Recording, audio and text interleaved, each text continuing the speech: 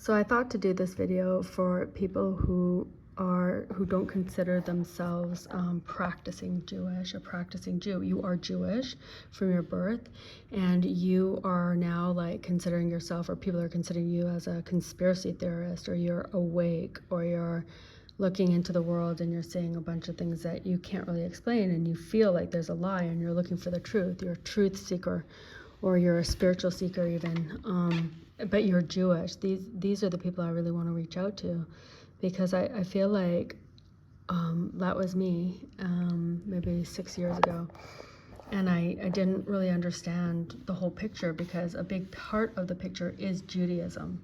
And because I am Jewish, but I was Jewish, but non-practicing. I didn't believe in God necessarily. I didn't really, not in the concept, not in the way that I thought a religion believes in God. But I believed in something, maybe. Like at a certain point I started looking, and then I was like into yoga and stuff, and then I was like into the idea that there's like a universal sort of, universal something or other. But at a certain point I got to the end of that search, and then I was like not satisfied still. And then at the same time I was looking into the world, and I was seeing things like the WEF and the UN and the WHO, and back then it was Agenda 2020. And so, and I started looking around, and I was like, things don't really make sense, and I didn't really understand how to understand things. Okay, and even, in a lot of here, this area of truth-seeking and conspiracy theories and stuff, a lot of people blame the Jews, obviously. Who are they going to blame if not the Jews?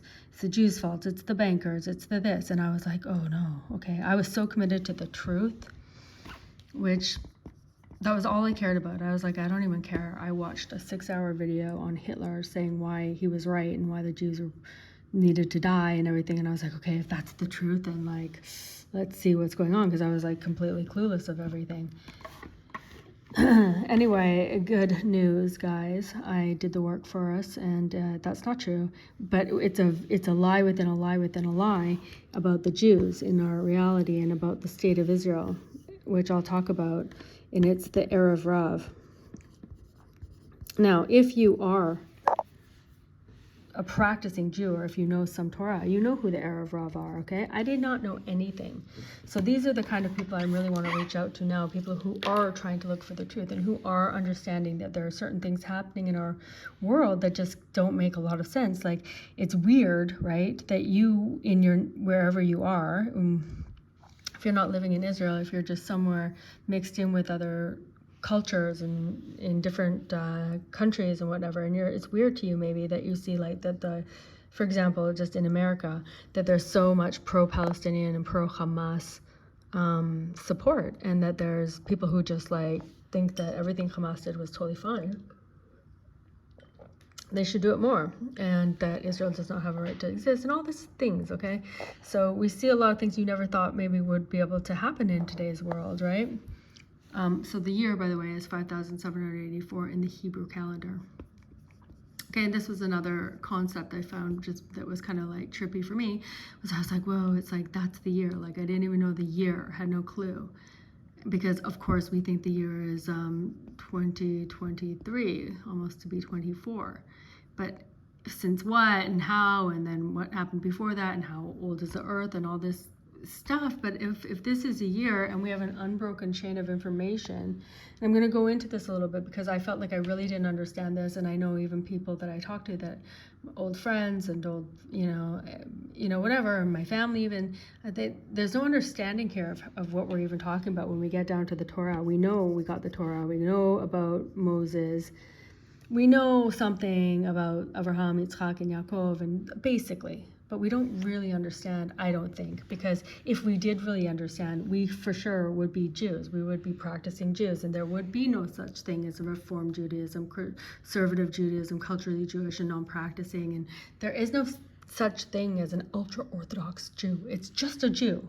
It's just a Jew. That's how Jews, that's the ideology of Judaism. And so I'm going to explain to the people who are here, okay? So hopefully stick with me, because it's very complicated and there's so much background that we need, but just a little bit to get you started in the right direction. Because when that happened to me, I sort of woke up here and I got the end. Okay, I wasn't sure what was happening here with the God situation. I knew that there was definitely evil over here. Okay, like this is definitely evil stuff. And all the human trafficking stuff. And then also if you've read the Clinton and Podesta emails, I mean, a lot of stuff that came out from there was that, you know, they have different gods, Moloch, okay, and they sacrifice kids and all this stuff, and Pizzagate, remember Pizzagate? And now also the Epstein situation, and like, okay, we know like there's smoke screens. Okay, so now the list is supposed to come out from Epstein, and so suddenly this happens, suddenly a train derails, suddenly they burn down Maui, okay, Maui. Like, we don't understand. We see it all happening and people are trying to explain, but we don't have the whole picture because people don't know the Torah well enough to see and to read the prophecies and to understand that we're at the end of time, okay? We're only going to 6,000, we know that because of the unbroken chain of information that was passed down to us and explained, okay? So since the Torah was given, there's been generations and generations of geniuses who explained the Torah, because the Torah is written in the holy language of Hebrew. And the more we've gotten away from Hebrew and we don't understand it as much, we don't understand the depth of the Torah.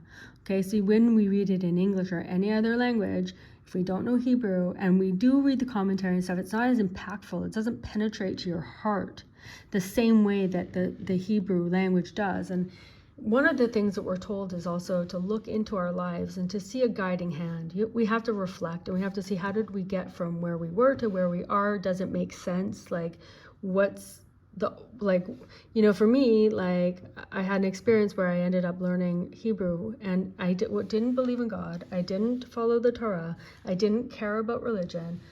But for some reason, like, I had this opportunity to learn Hebrew and I did. And I kind of regretted it all my life, you know, for 20 years, because I was like, why did I learn Hebrew? Like, I could have learned Spanish instead, and that would have been smarter because I would have done more business. I would have, you know, been able to travel. Like, Hebrew, like, get me nowhere, like, so I thought. But then when I woke up and then when I started learning Torah and I could listen to, like, the classes in Hebrew, I understood. And the fact that I could read Tehillim, Psalms, and the fact, you know, like, I'm the kind of person that I want to read it in its original, you know, to know if it's true or not, you know. So I had the opportunity to do that, and that's the only way it makes sense. This whole thing that happened to me where nobody in my family speaks Hebrew, like, I mean, I'm fluent in Hebrew, and it just was weird to me the whole time, like, why did I do that? So now I understood it's because it gave me such a much better opportunity to repent and come home and practice Judaism, because like I said, I studied yoga until a certain point, and we even understand where that comes from. That is sort of true information. They do have some information because that comes from the sons of Keturah. So again, to make this whole picture make sense, we have to know our history, okay? And time again in the Torah and, you know, in the prophecies, God tells us, come home and investigate. And God also commands us not to believe in him. He commands us to learn about him. He knows what kind of nation we are. We are a stiff-necked nation. That's how we're called in the Torah, that the Jews are, you know, we're stubborn and we don't, and in another way, we're also sheep, okay? We need a leader. We need leaders, and that's why sometimes we can be led astray so easily, okay, by the Erev Rav, because they know we need leaders. We're the kind of people that in our hearts, we're very innocent and we're very pure because we're the holy nation. We're the sons and daughters of Abraham, Yitzhak, and Yaakov, who walked b'tmimut, with innocence with God, okay? So what they were able to do is to negate their ego to the point where they just were one with God. And that's the way we're supposed to be. And that's how God protects us, provides for us, you know, sustains us, gives us like the bounty of the land, the best land, and the whole, like, this is a system that's supposed to bring the blessing onto the whole world. and abundance and health. And we don't see that we have that in our reality, right? We see that, like, with all technology, and you would think advancements in medicine, well, some people have an advancement. That's the 1%. Okay, that's these people. They have a higher technology than we have. They control all the resources. Okay, so instead of it being the Jews basically, and it's not about control actually. This whole system, when it worked in the first temple with King Solomon, it was just the whole world was better. The whole world was healthy. The whole world was happy. There was world peace. There was no war. There was no famine. It was abundance. It was like a beautiful period of time, and it was because of this system was in place and it was working.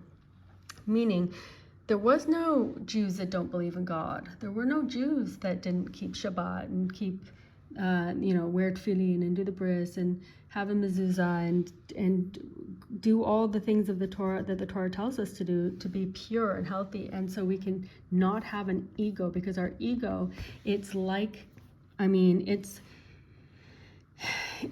a god to you. You then end up serving your ego and not your God. And that's what God warns us about over and over in the Torah.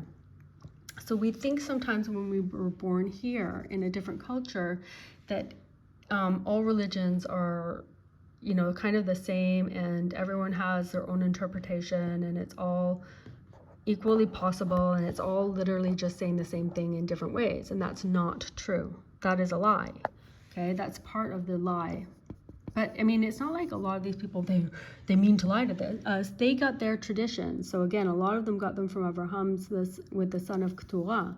And when Sarah died, so it says, like, even in I think it's Isaiah, Yeshaya, the prophecy where he says that look back from where you came from. Look back and at the end of time, basically now, okay, because we're at the end of time. Look back and see from where you came. You came from Abraham and Sarah, and it's specifically Sarah, because they only had one child. They had only Yitzchak. Okay, now Yitzchak also had another son, he had Yaakov, who he gave all this information to, but he also had Esav, and Esav became Rome. Okay, so you can see where some other things came from, like from Rome came the Vatican. And they have a different ideology. They have different teachings. They have different information, and they have a different goal in life. Okay? Because they're anti-Shemi. And Shem was the one that had that information of God. Okay? So anti-Shemi means they're against this because they are against God.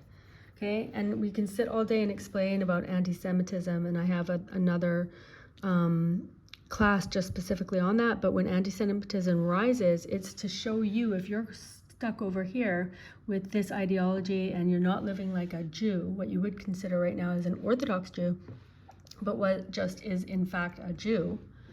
Okay, so there's only one Judaism, and it is what we see as Orthodox Judaism right now.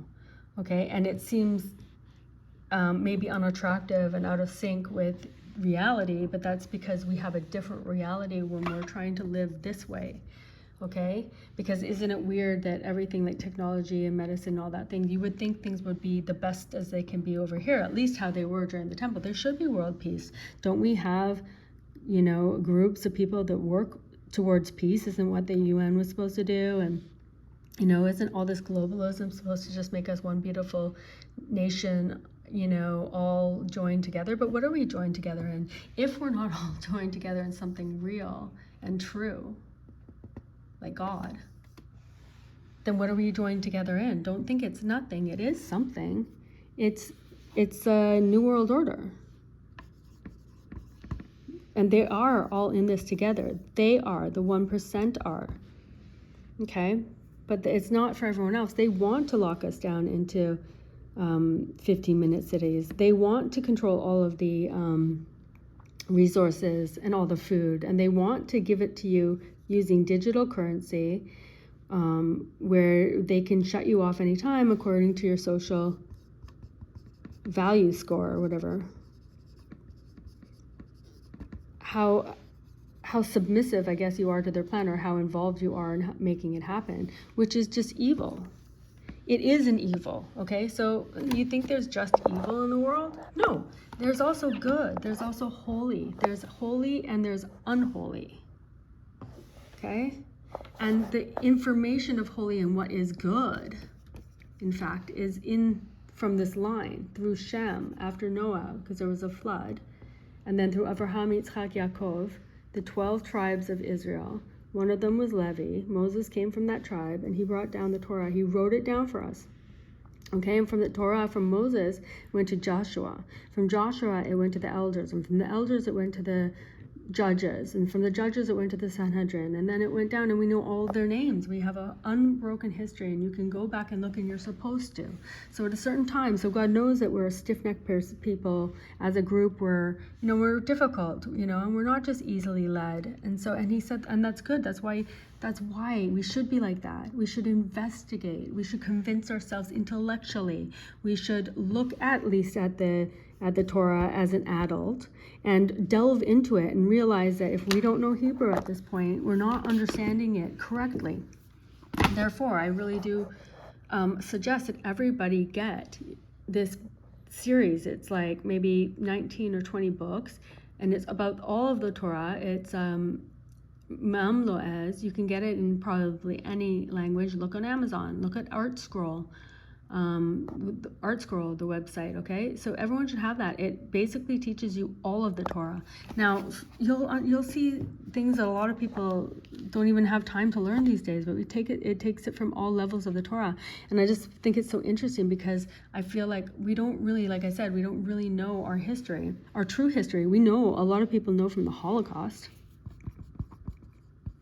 I'm going to say Holocaust 1.0 and 2.0 because on October 7th, everyone's comparing that to the Holocaust, and it basically was, okay? So it's Holocaust 1.1 and 2.0.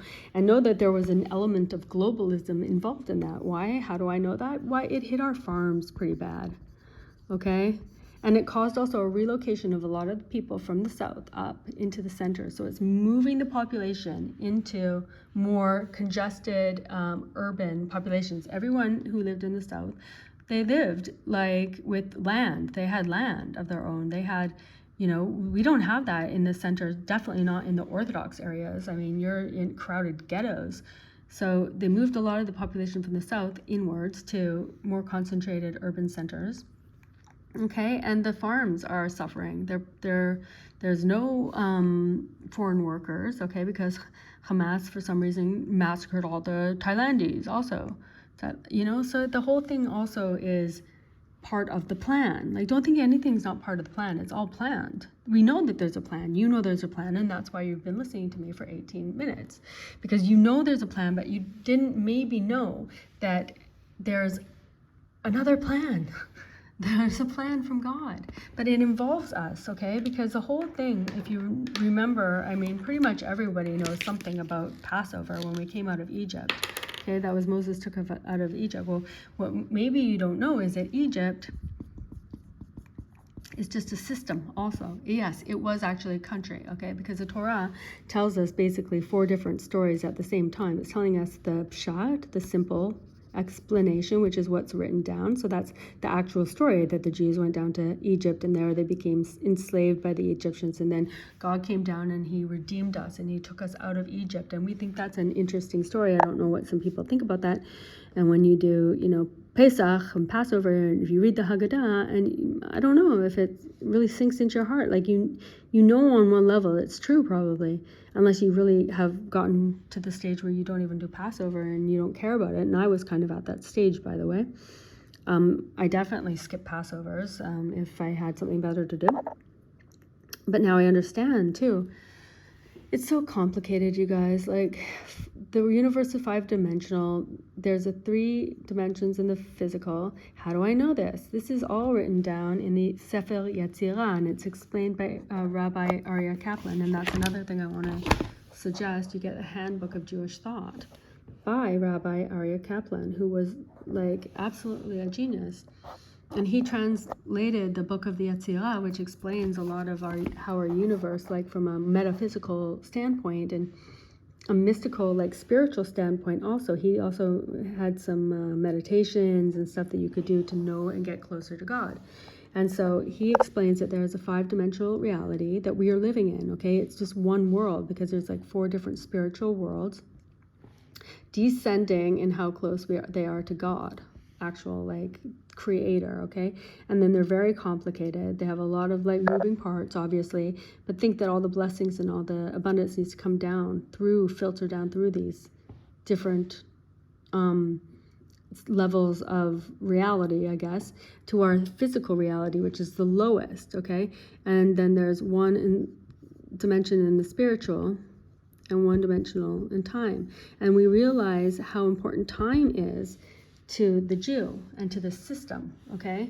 So then we understand what really the redemption on one other level, on like a deeper level, the redemption from Mitzrayim, from Egypt, was also taking us out of mental slavery and freeing us, but telling us, I'm doing this for you to be a holy nation that serves me as your God. And he chose us also because we're stubborn. And so when we stray away, and he knows, because in the Torah it says that when you stray, especially at the end of time, when you also have no leaders and you're a people that need a leader, your leaders are going to be evil, pretty much. They're going to be the Erev Rav, who came out with you from Egypt. Moses also took them out of mental slavery. So they're not enslaved in mental slavery. They're not being brainwashed. They're brainwashing everybody. That's what the brainwash is. That's what the matrix is. Okay, but they're also, like I said, the lie within the lie. They may present as Jews because they've mixed in with Jews. So when people say, oh, the Goyim, no, and like, it's the Jews. It's not actually the Jews that are following Judaism. It's or the Jews that have gotten a little bit lost over here, but you can easily repent and come back. So you've been brought up in this culture. You are a part of the matrix. You are defending this system, and either willingly or unwillingly up until this point, you have been working towards this agenda. You didn't know it maybe, but you were. But now you've woken up and you're like, I don't know what's going on. Like, I'm not going to get injected, and I'm going to be the unvaxxed, and I'm not going to believe in LGBTQ plus or whatever it is. Like, this has gotten a little crazy for you at some point, but now I'm telling you that it's just because you belong to the nation of Israel. You are a Jew, and this is your tradition. Now, there are a lot of other people from the 70 nations, obviously, who are waking up also, and when you learn from them, they think it's mostly the Jews.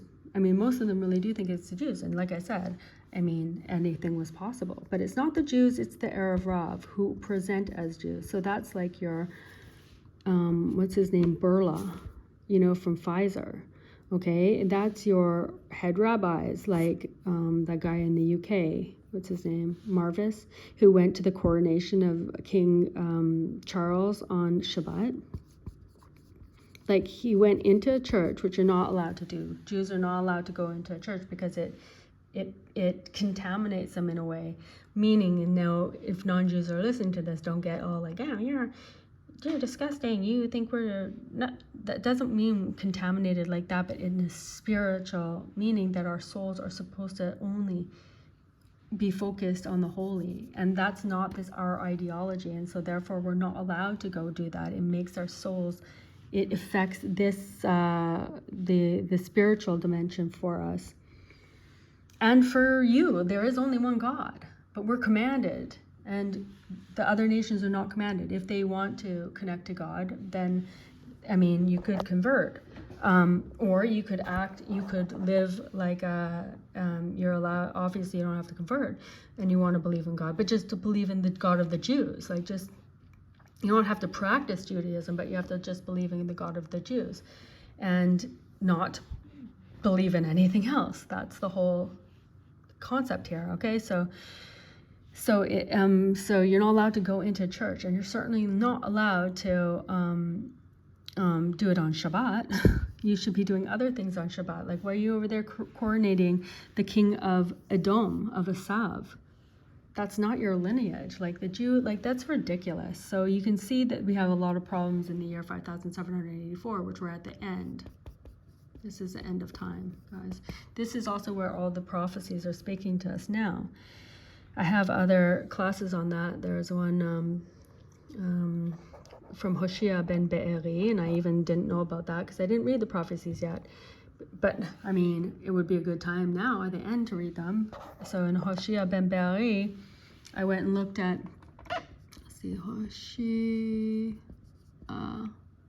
14, and that's where it talks about, like, basically whatever happened in Kibbutz Be'eri, because that's from Hoshea ben Be'eri. And that made me think, like, Barry, why not just take a look? I mean, maximum, I'm just an idiot. But no, actually, it says exactly in Hoshea 14 what happened in Kibbutz Be'eri. So that's a nice little hint that God is trying to show. But you have to be looking for these things. You're not going to know anything if you're not aware, right? Like, it's going to skip by you. So the more you become aware and the more you learn, the more you're looking for these signs, like who the WEF is, what's happening, okay? Because we're told to wait for the Mashiach and to look for him every day. Because why are we told to do that? Probably because then we'll start to see the signs, you know, and then we'll know what to do. So for example, after I read Hoshea, I read Joel. And Joel tells us there's a famine coming if we don't fast. And then I was like, whoa, because I also know that the WHO wants to, you know, basically have a food shortage. We know that. They talk about that. Also water. I've heard like different things about that. So Joel tells us there's either going to be a famine or a natural disaster. Okay, like again we saw with Maui. Like, and HARP, we know about HARP, right? So we know, like, and Joel warns us that that's coming up if we don't fast. And we can fast. And then there we know coming up is Shovavim, which is an opportune time to fast. It's like one of those times in this part of our reality that's an opportune. God is telling us we can do something about it. Joel's telling us to fast. We know that they have an agenda. What can we do? We can fast. And the best time to do it is Shovavim, which is coming up next week, starting from next week for 8 weeks. So during those weeks, any day that you fast is like an extra day. And you pray and you repent and you read Torah and you try to come home. Okay, so the main things that a Jew needs to be doing is Shabbat. Okay, you need to wear tefillin. You have to wrap tefillin every morning except for on Shabbat. These are signs. They're called otot. Signs between you and God that you're a Jew. Okay, and that provides protection for you. Eventually, like, all of it's a practice. Okay, so you don't automatically, like I said, God said, don't believe about me. Just learn and know me. Investigate where you came from. You came from Abraham and Sarah. That's what he says in the prophet Isaiah. And you will understand that you are from this line. And once you understand that, you will know that I am your God and that I will fight for you. And so you will not be scared of any man or anything because you know that I am your God and I will fight for you. It says that. And it's like ridiculous to rely on man. So now the people on October 7th who relied on the IDF, okay, and this is also in Hoshea 14, where it says they'll realize that the military, they can't rely on the military. And wasn't that another lie of the state of Israel, that the Holocaust can never happen again because the state will protect us. We can always flee to Israel. The IDF will fly out and save us from whatever country dares to do the Holocaust again, right? But it happened here. How ironic. And not only that, people realize that the IDF could never do anything anyway. So now when you see anti-Semitism rise in your town, you know that the IDF's not coming for you. Okay, and then you think about Entebbe and how courageous and how that happened. And that gave you a lot of confidence and pride in the IDF and in Israel. But do you really think that Entebbe happened the way it happened? I mean, it's another, if you ask me, false flag. Okay, because when you go and investigate all the players there, it's very suspicious because from there, Bibi Netanyahu And by the way, that's not his actual name. Netanyahu was changed. And that's a whole rabbit hole. That's a rabbit hole I don't think people really understand, because why would you? But when you start learning about the Rav, then you start looking. Okay, so a rabbi that would go and coronate a Sav's king instead of serving the king of the universe like we're supposed to, that's suspicious. You know, we're not being led in the right direction, okay? If we're not led continuously to this system, which is Judaism, you should be continually led to the Torah, continually told, look for yourself, learn for yourself, investigate for yourself, convince yourself, and practice. It's a practice. Then once you know, you practice believing, and then you practice having all of your faith only in God. Okay, now unfortunately on October 7th, a lot of people had that practice put to the test. Okay, and there were a lot of people that did get saved that day. And there are tons of stories coming out, and it really depends on your God, on your connection to God, and that what you're willing to do going forwards, because you know from their stories, either you learn it from them, or maybe you'll have to have your own opportunity to put that to the test. How connected are you to God? Connections with Shabbat, Tefillin, keeping the Brit, and having a mezuzah on every doorpost in your house, including your bedrooms, by the way. And you got to make sure that there's something inside that mezuzah. Okay, like I said, I was very far away. I didn't even know that there was a scroll inside, but it has to be kosher. And please do not go to Chabad. That's another rabbit hole, a spiritual rabbit hole. And I may do, if people want, I can do a class on that. But it's like they're really, you can't say anything against them without getting a lot of blowback. So anyway, I was talking about Rabbi Aryeh Kaplan to go ahead and get the Handbook of Jewish Thought. It's very interesting. It will take you through a lot of things that maybe you didn't know in a very, very interesting way. So again, and obviously you should probably have, if you don't have, and again, I'm not judging because I never had one, was a Chumash. And this is a very good one. You can get it from Art Scroll. And because it has all of the commentary also, okay? And it's Hebrew and English. You need to have this because you need to understand something, and you need to start somewhere. So I would start with this and with Moam Laz and understand something. And I was going to say, because it's really fun to, you know, we're not just the Holocaust 1 and 2. We are a different history that we don't know. For example, like you'll notice when you start learning about the tribes and the different brothers there, that Superman sounds very much like Judah. He can leap buildings in a single bound. He had like extraordinary strength because they got it from God. Like this was a very holy family that we come out of, and we're not really living up to that. First of all, you know. And second of all, like we've strayed and we've identified more with what happened to us recently with like the Holocaust. We identify like that, and that's why we're all like about anti-Semitism and stuff, and that's even why it exists, is to bring you home, to wake you up. Flash Gordon, okay, that's Naphtali. Like he was like Flash Gordon.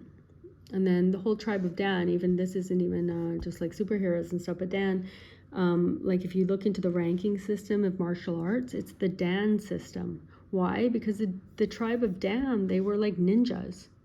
Like it's all, everything about our history is, I think, more interesting, first of all, and second of all, like more convincing of a history than anything over here in this lie, okay, with the resets and who knows how many resets they've done. They've had information like Richard Dolan. It was a guy I used to listen to a lot, and he coined the term what was it? Well, like a different society, basically within our society, that has more technology than us. And there's families also, I can't remember the name of the family, it's an Italian family, that they've had a biography that traces them right back to Babylon and to Egypt. So it's like they have unbroken chains over here also, okay? And like you look over, like, what are Freemasons? Where did they get their information? I mean, they had a lot of stuff that they've kept, just like we've kept the Torah, okay? And, you know, so it's what there is on one side, it's equal and opposite on the other side.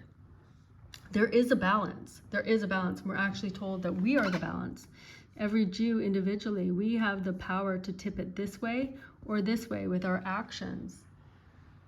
So if we're serving over here, we're tipping it over here.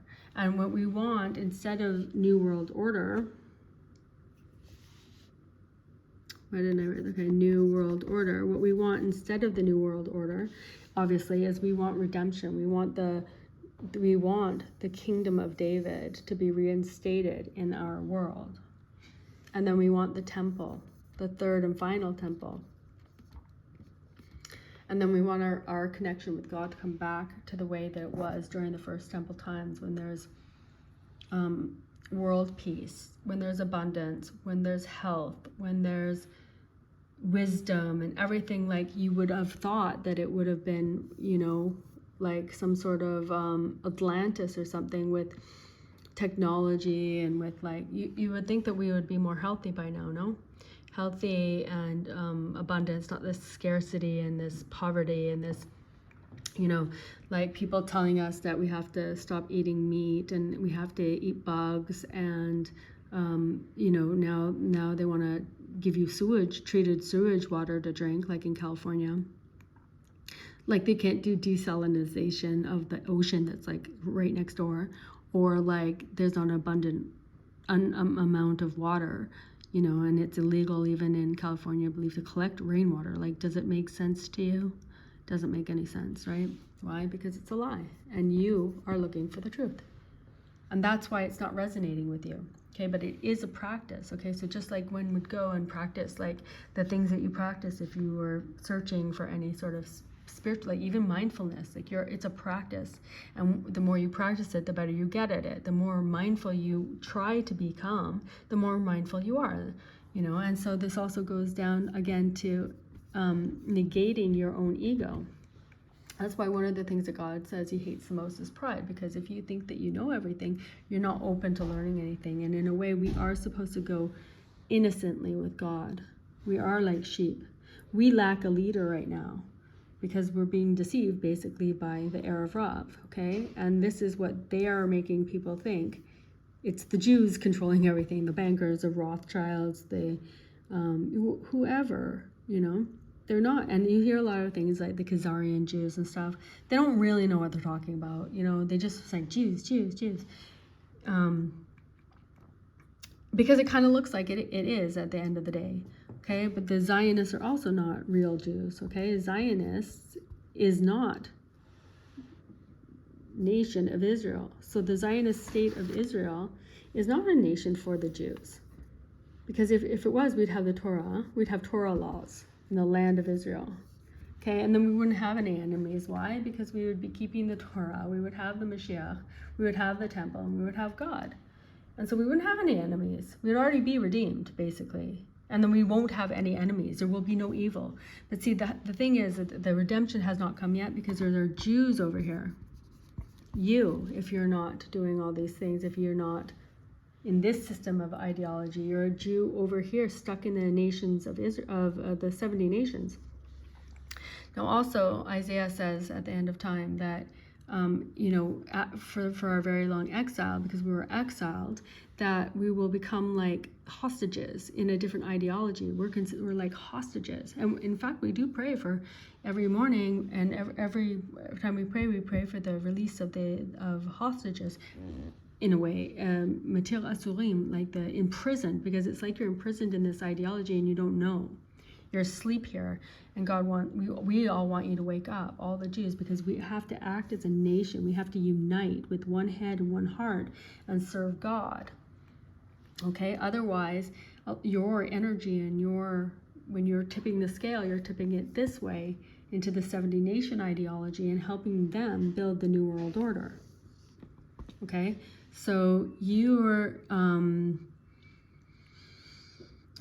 So basically, we're told to, so Isaiah says that at the end of time we're considered, because of long exile, we're considered like we're hostages, and we basically have Stockholm syndrome if you're identifying over here and not over here.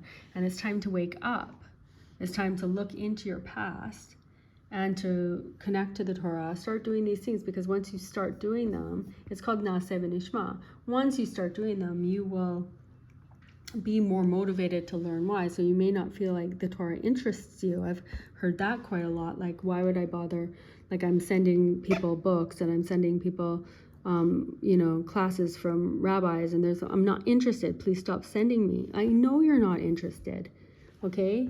Because you think you know what's going on. If you're not awake at all, that's one situation. Now you're still testing yourself for COVID, okay? You're still thinking like, why would they do that? Like, you're very asleep here, so so of course you're not going to be interested. But just do it. Do all these things first. Practice, and learn at the same time until your heart opens up, until your ego is diminished enough for you to learn the things. Okay, that was me dropping the phone. So that's what I wanted to explain a little bit. And there's lots of resources. So again, these books that I've mentioned are very essential, and they'll help you a lot. And then there's other rabbis you can listen to in English. For example, you have Rabbi Yinon Kalazan. You have Rabbi Alon Anava. You can go onto the website of Rabbi Miller, Rabbi Avigdor Miller. And just go to any Orthodox rabbi and ask questions.